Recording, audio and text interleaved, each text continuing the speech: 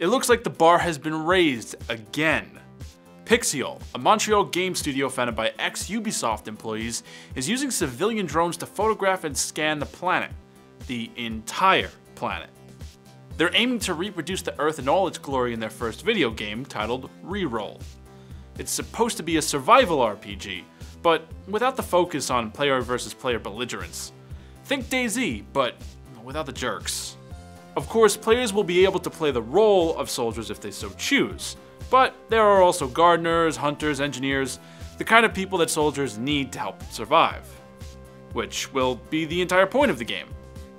Now, Pixiel expects to launch a small playable version of the game on PC sometime in mid-2015. Next up, Microsoft's rolling out the first system update for the Xbox One on February 11th.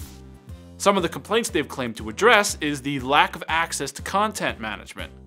Xbox One users haven't been able to see how much storage space games and apps, amongst other things, have taken up on their consoles.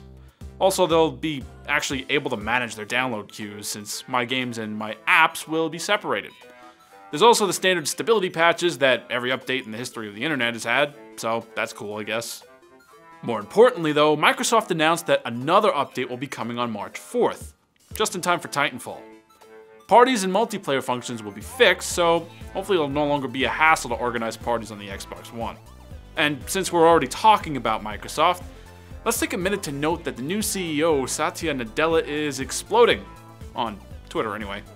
Now, normally that kind of thing doesn't really matter to me, but it's interesting to note that in the past 2 days, Nadella's account has gone from 30 or so followers to over 80,000. And that's just where it's at when we're recording this. Who knows, maybe he'll have 100,000 on the weekends. It's really not inconceivable. It seems odd though that the man chosen to lead one of the largest tech companies in the world didn't have much of a social media presence. The gap between his most current tweet and the previous one, that was 3.5 years. Thanks for joining us on another episode of The Rundown. You can follow the show on Facebook and Twitter at IBTimesTV.